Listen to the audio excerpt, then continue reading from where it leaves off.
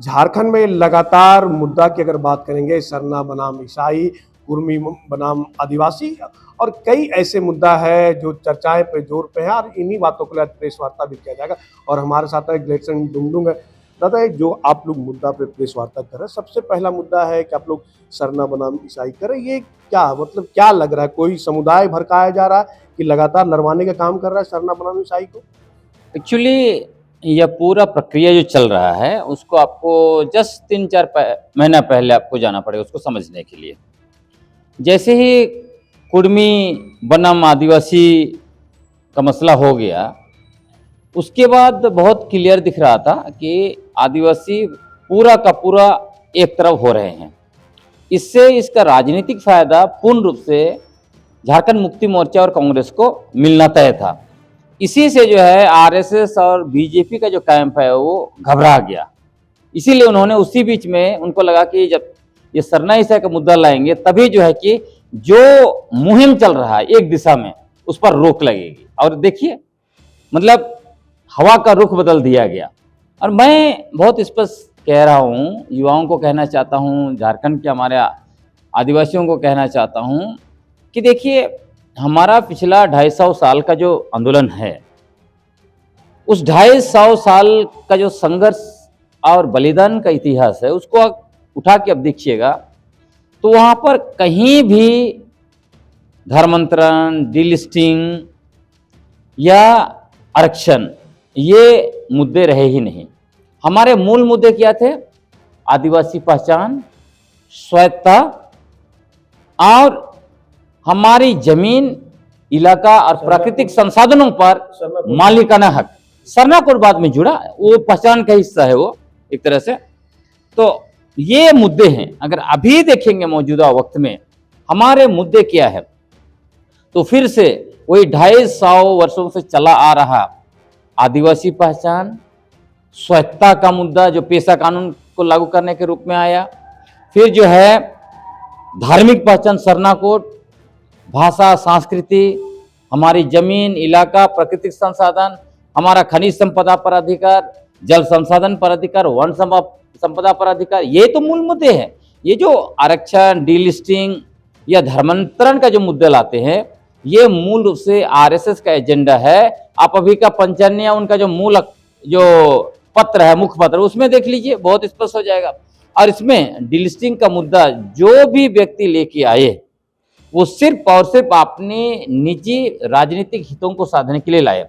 यदि डीलिस्टिंग आदिवासियों का मुद्दा होता तो मैं आपको बताता हूं, यह मुद्दा जब 70 के दशक में शुरू हुआ, आदिवासी जो है कि उस मुद्दा के पीछे हुजूम हो जाते, लेकिन कभी भी आपने हुजूम नहीं देखा। बस 1-2 व्यक्ति उसको अपना राजनीतिक लाभ के लिए कुछ दिन तक मुद्दा चलाते रहे, इतना ही हुआ है। दादा, आप पे लगातार निजी हमले हो रहे हैं। आपके फेसबुक पोस्ट को वायरल किया जा रहा है कि आपने बिरसा मुंडा को गुंडा कर दिया, उरांव समाज को उपद्रवी करते, इसमें कितना सच्चाई है? देखिए एक पैटर्न समझना पड़ेगा। जो लोग इन सब चीजों को जारी कर रहे हैं, मैंने उसको अपने फेसबुक में उसको कहा भी कि ये फर्जी है, मेरा नहीं है, तब भी अभी भी देख रहा हूं कि उसको जारी रखे हुए है। मैं आपको बताना चाहता हूं क्यों हो रहा है।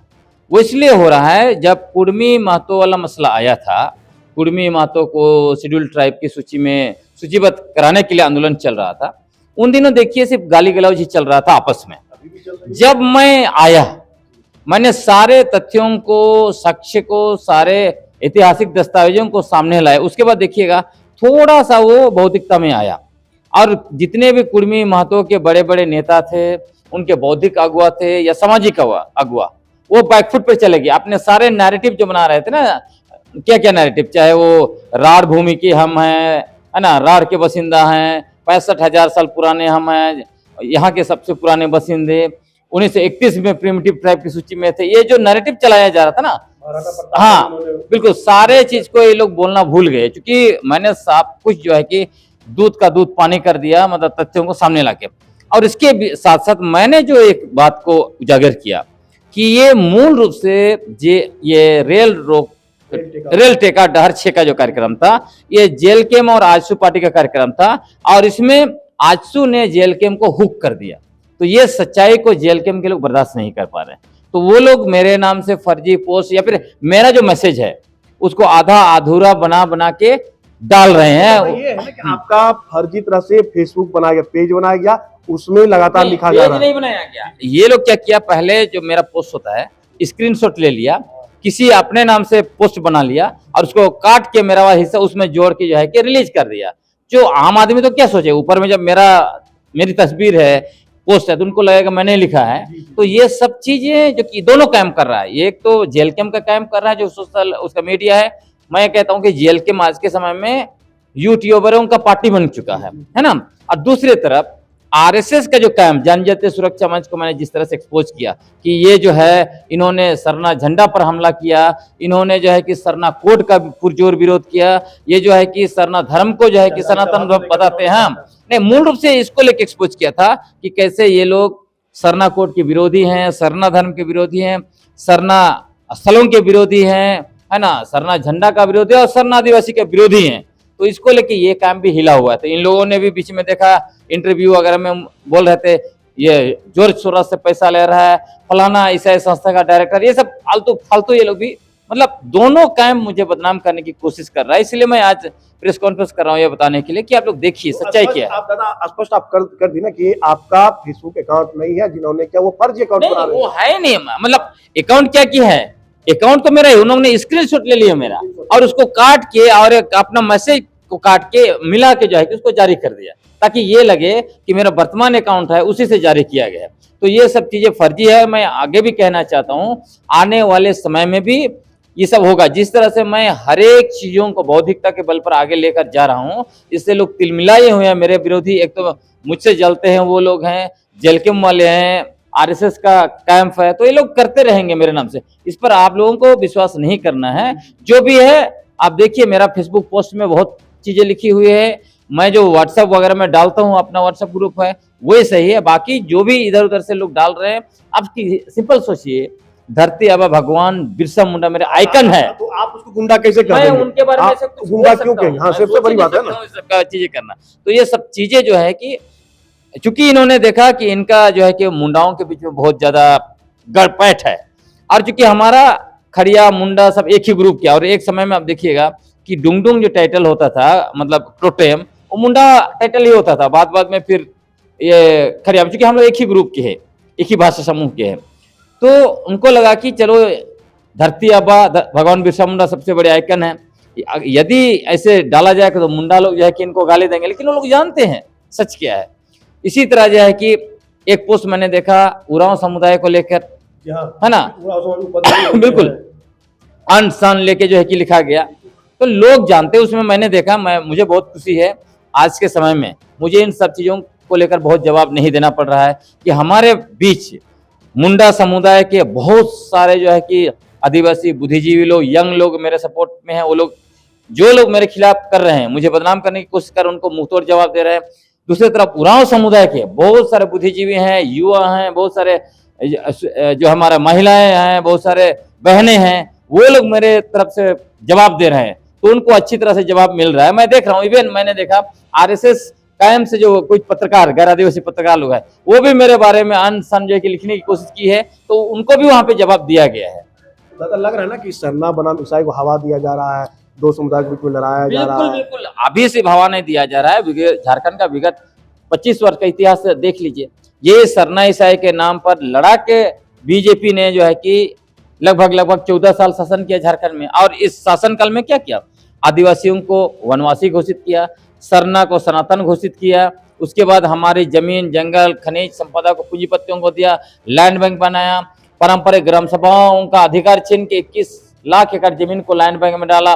उसके अलावा देखिए राज्य भर के सरना स्थल, जहरतन, देसौली को जो है कि लैंड बैंक में डाला। तो ये लोग तो कुकर्म किए हुए हैं ना, तो ये लोग झारखंड के सत्ता में दोबारा आ नहीं सकती है। इसीलिए जो है कि इनको लग रहा है जैसे भी करके सरना ईसाई के नाम पर फिर से आदिवासियों को मुर्गा लड़ाई कराओ और जो है कि सत्ता में आओ। तो हम लोग स्पष्ट बता रहे हैं कि झारखंड में जो भी लोग आज डिलिस्टिंग, धर्मांतरण या आरक्षण को मुद्दा बनाने की कोशिश कर रहे हैं, ये लोग आरएसएस के धांगर हैं जो भाजपा के लिए वोट का जुगाड़ कर रहे हैं। इनको सरना धर्म, सरना कोड, सरना स्थल या सरना आदिवासी या सरना झंडा से कोई लेना देना नहीं है। ये लोग दादा जो चंगाई सब लगातार विरोध कर रहे हैं, कह रहे हैं कि वो लगातार धर्म परिवर्तन कर आदिवासियों को ईसाई बना रहे हैं, इस सब को लेकर क्या सोचते हैं? वो सब सिर्फ नैरेटिव है। आप इमेजिन कीजिए, एक ईसाई धर्म यहाँ पे निश्चित रूप से है, बहुत सारे आदिवासी ईसाई धर्म को मानते हैं, तो ईसाई धर्म का अपना कार्यक्रम तो चलेगा। मैं कहता हूं अगर आप उन एक धार्मिक कार्यक्रम को जाके आप विरोध करते हैं, तो हिंदू सनातन हिंदू धर्म का भी है, बहुत सारा यज्ञ कार्यक्रम चलते रहता है अनुसूचित क्षेत्र में, उसका भी आपको विरोध करना चाहिए। दूसरे धर्म का चलते रहता है उसका भी विरोध करना चाहिए। ये सब फालतू बात है। देश में जब धार्मिक आजादी है, लोगों को धर्म मानने की आजादी होनी चाहिए। जहां तक धर्मांतरण वगैरह का सवाल है, जिनका हो रहा है, आज के समय में कानून है ना भाई, झारखंड में कानून बन चुका है, कई कानून वगैरह है भाई। जब कानून है, जिनके साथ अगर जबरदस्ती धर्मांतरण हो रहा है तो वो जाके केस करेंगे ना। सुप्रीम कोर्ट ने बहुत स्पष्ट कहा, थर्ड पार्टी केस नहीं कर सकता है। बताइए, मेरे साथ गलत हो रहा है। आज के समय में देखिए, सब पढ़े लिखे हैं। आज के समय में लोगों के पास यूट्यूब, फेसबुक सब कुछ है। जिनके साथ अन्याय हो रहा है वो व्यक्ति खुद ही जो है कि थाना पहुंच जाएगा, पुलिस के पास पहुंच जाएगा, या कोई ना कोई नेता को बताएगा, उनके थ्रू पहुंच जाएगा। जब जिनके साथ हो रहा है बोल रहा है वो पहुंच नहीं रहा है, तो ये आरएसएस के लोगों को, यूरेशिया वासियों को क्यों तकलीफ हो रहा है? ये तो खुद यूरेशिया से 3500-4000 साल पहले यहाँ पर आए हैं भारत में। असल बात यह है कि आदिवासी शब्द से इनको बहुत ज्यादा तकलीफ है, क्योंकि मारंगम के जयपाल सिंह मुंडा जो खुद ईसाई धर्म को मानते थे, उन्होंने उस समय आदिवासी शब्द को देश में स्थापित कर दिया, जब आदिवासी का मतलब नीच, जाहिल, जंगली, सबसे खराब व्यक्ति माना जाता था। तो इसीलिए जो है कि देश में आदिवासी शब्द उत्स्थापित हो गया। ये वनवासी शब्द स्थापित नहीं कर पाए, आज मजबूर होकर इनको आदिवासी बोलना पड़ रहा है। तो इसीलिए जो है कि इनका अंदर में ये हो रहा है कि आज न कल आदिवासी खुद को भारत का प्रथम निवासी घोषित कर देगा, क्योंकि 3 डीएनए रिपोर्ट भी आ गया है। तो इनका जो अपना जो सपना हिंदू राष्ट्र का, वो तो सपना धरा सही रह जाएगा। इसीलिए अभी बार बार अभी नया नैरेटिव शुरू किया है कि प्राकृतिक पूजक, ये सनातन हिंदू। हम बोले वाह, जितना भी नैरेटिव बना लो, अब आदिवासी लोग सब कुछ समझ गए हैं, कुछ नहीं होने वाला। ठीक है, चलिए, ये थे ग्लेनचंग डुंगडुंग। उन्होंने स्पष्ट तौर पे कहा है कि जो भी हमारे फेसबुक से पोस्ट किया गया है वो उसमें निराधार है। हमने उस तरह किसी भी प्रकार का पोस्ट नहीं किया, ना बिरसा मुंडा को गुंडा कहा। इन्होंने स्पष्ट तौर पर कहा है कि यह एक तरह से नैरेटिव मेरे लिए लगातार चलाया जा रहा है। सहयोगी निहित के साथ मनीष झा, यंग भारत, रांची।